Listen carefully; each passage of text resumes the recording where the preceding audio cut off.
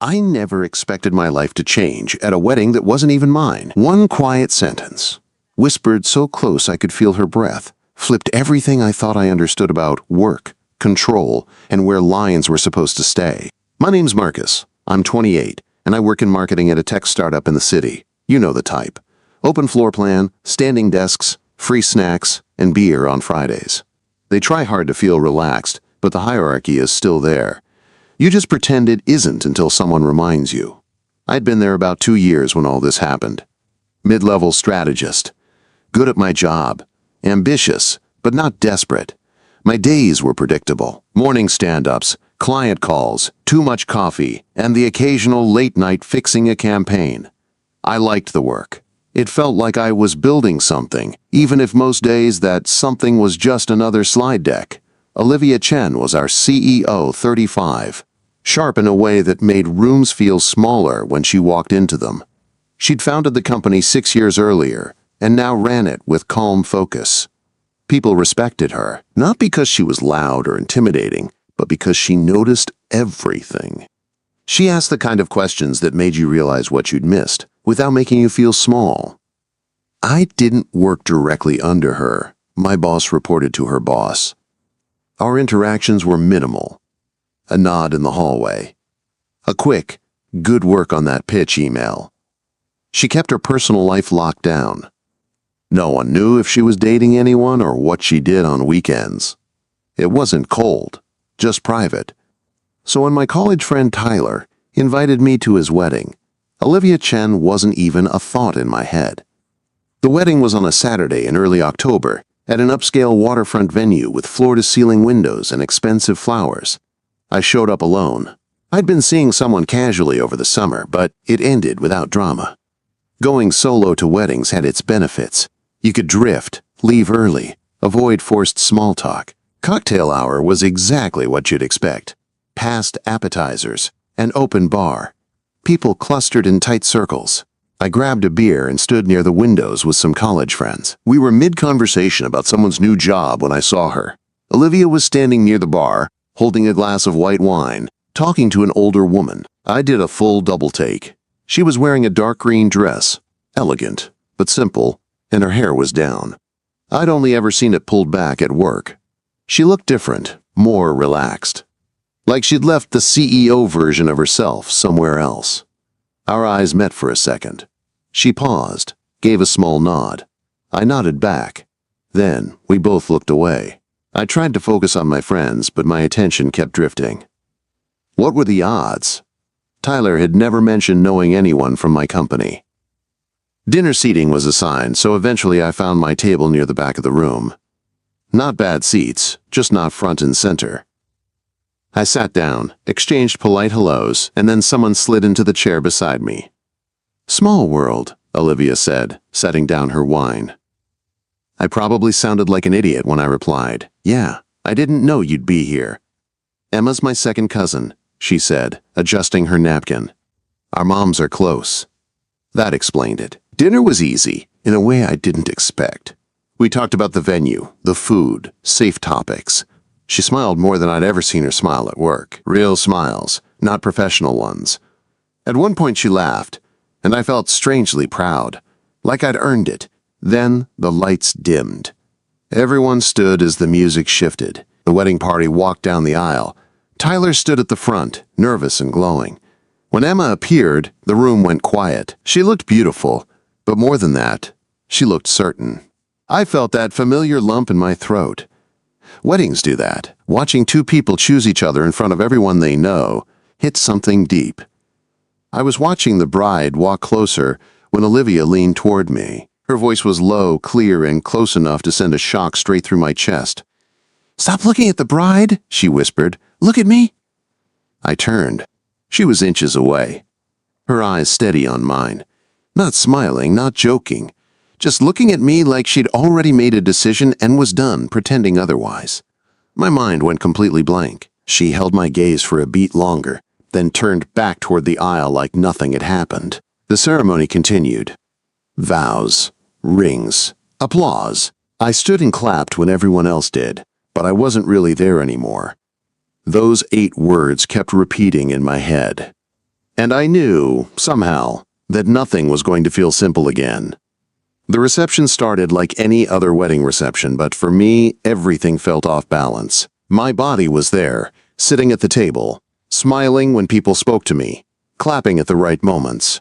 My mind was still stuck on that whisper. I kept replaying it, trying to figure out what it meant and whether I'd imagined the weight behind it.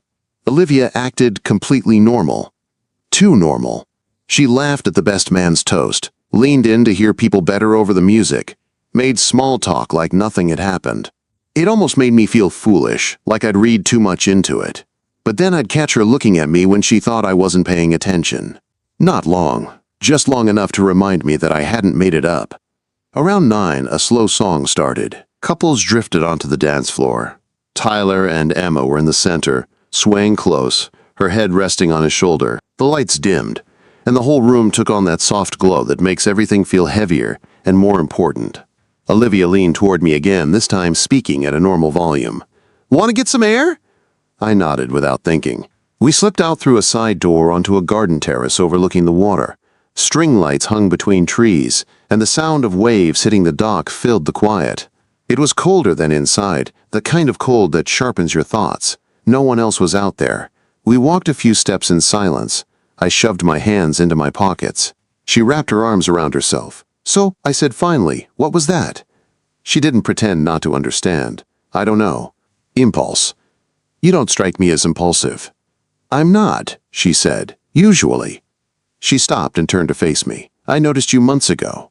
The way you listen in meetings. The way you think before you speak. It's rare." I didn't know how to respond. Compliments from her felt different, heavier. "I'm not asking for anything," she added quickly. "I just wanted you to know I see you." I believed her. I also understood why she was careful. The title, the power, the distance between us at work. It was all real. "I don't want to misread this," I said. "You're not." She exhaled slowly. "I know what this looks like. I've thought about it a lot. I don't have a clean answer." She told me about a past relationship, someone she'd met through work, how it ended badly, how people assumed she'd helped his career more than she had, how it made her realize how careful she needed to be. "I'm not going to do that," I said. "I know," she replied. "That's why I said something tonight." We stood there longer than we needed to, the music from inside muffled and distant. Eventually, she said we should go back. At the door, she paused. "Monday will be normal," she said. "We can pretend this didn't happen." "What if I don't want to pretend?" I asked. She looked surprised, then thoughtful. "Then we'll figure it out." Carefully, quote, Monday morning felt strange. The office looked the same coffee machine, same noise, same meetings. Olivia ran a strategy update without looking at me any differently than anyone else. But around 2, I got an email from her. Subject line, campaign input needed. It was professional, normal. Still, my heart kicked up. I replied with my notes. 20 minutes later, another email came in. Good. Can you stop by my office at 4? At 4 sharp, I knocked. She waved me in and asked me to close the door. "This is about the campaign," she said, almost like she was convincing herself. "It is," I said. But before I left, she added quietly, "Saturday wasn't a mistake for me." It wasn't for me either. That week was careful but different. Conversations in the kitchen that lingered longer than usual. A night we were both still at the office late, and she brought me takeout. Messages that started about work and drifted personal. Friday night, we met for dinner at a quiet restaurant neither of us usually went to. Dim lights. Space between tables. We talked about family, childhoods, things we'd wanted before our careers took over. After dinner, standing by her car, she admitted she was scared. Of the way it looked, of being reduced to a stereotype. "I don't want fear to keep making my choices," she said. She invited me over, just to talk. We sat on opposite ends of her couch with wine between us, talking about nothing important until everything felt important. When she kissed me, it was slow and unsure, like we were both asking permission. I didn't stay the night. We agreed to take it slow, but as I drove home, I knew this wasn't something I could walk away from easily. And the careful part was just beginning. The weeks after that first kiss felt like we were learning how to breathe in a room with thin air. Everything mattered. Every choice, every word, every look had weight. We agreed to be careful, and we meant it, but care didn't make the feelings quieter. If anything, it made them louder. We saw each other outside of work, dinners, long walks near the water, a Saturday afternoon at a museum where we barely looked at the art because we were too busy talking. At the office, we kept our distance, professional, polite, but it was getting harder. Sometimes I'd catch myself watching her in meetings, the way she leaned forward when someone said something interesting, the way she held a pen between her fingers. Once, she caught me staring and had to hide a smile by looking down at her notes. We talked about the age gap. 7 years. We decided it didn't matter to us, even if it might to other people. We talked about what it meant that I worked at her company. She was serious about that part. She never treated me differently, never put me in a position that could be questioned. If anything, she was stricter with herself than anyone else. One night, sitting on her couch after dinner, she said, "I don't need this to be serious right away, but I need to know you're thinking about it, about us." "I am," I said, "a lot." And I was. It wasn't convenient, it was complicated and stressful and slow, but it felt real. That's when the cracks started showing. One evening, she gave me a ride home because my car was in the shop. It was innocent. We both worked late. The next day, a coworker made an offhand comment. "You and Olivia seem close." I laughed it off, but I felt it shift. People started watching, noticing who left when, who was in the kitchen together. Whispers followed us through the office like background noise. Then someone said she'd given me a promotion. That wasn't true. I hadn't been promoted. But the truth didn't matter once the story started moving. Olivia felt it too. A board member made a pointed comment during a meeting about optics and boundaries. No names, but everyone knew. HR had a quiet conversation with her. There was no rule against relationships, but there were concerns. She disclosed it officially. I was moved to a different reporting structure. Not a demotion, just distance. I felt sick about it. "I'm complicating your career," I said one night while she paced her living room. "You don't get to decide that for me," she replied. "I'm just trying to protect you."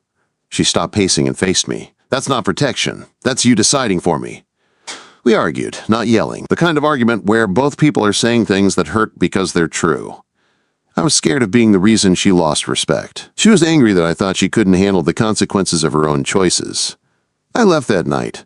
We didn't talk for days. I called Tyler, told him everything. He listened, then asked one simple question. "Do you want to find out where this goes?"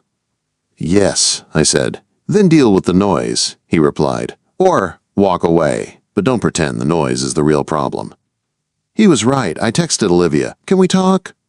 She suggested coffee, neutral ground, cold November air. We sat outside, both holding cups we barely drank. "I'm scared," I admitted, "that I'll mess this up for you." "You might," she said, "and I might mess it up for you. That's the risk." She told me she was happy. For the first time in years, really happy. That was enough for me. "Then let's keep going," I said. Eyes open. Quote. Months passed. We didn't hide, but we didn't perform either. The gossip faded. People found new things to talk about. Work moved on. I did get promoted later. Different team. Different manager. Olivia stayed completely out of it. There were whispers, but I learned to ignore them. Our relationship became normal in the best way. Routines. Inside jokes. Quiet mornings and tired evenings. Arguments about dishes. Laughter over nothing. One spring afternoon, walking through the city with no plan, she said, "Remember that wedding?" I smiled. "Yeah." "I almost didn't say anything," she admitted. I was tired of pretending. "I'm glad you didn't," I said. So was I. And somehow, after all the careful steps and hard conversations, we were still standing. Together. By the time summer rolled around, what we had stopped feeling fragile. Not easy, but solid. The kind of solid you build slowly, on purpose, with both eyes open. Work was still work.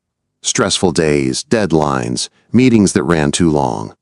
But outside of that, we had a rhythm that felt like home. Most nights I stayed at her place. It started accidentally and then just became normal. Sunday mornings were ours. She made coffee while I cooked breakfast. We argued lightly about music, about what to watch, about who forgot to replace the toilet paper. Small things that somehow mattered more than the big ones. The noise at work never fully disappeared, but it faded into something manageable. People moved on. They always do. Olivia stayed sharp and focused, same as ever. If anything, she seemed lighter, more present. I watched her lead meetings with the same confidence, and it made me proud in a quiet way I didn't talk about much. One evening, after a long week, we were walking through the city with no destination.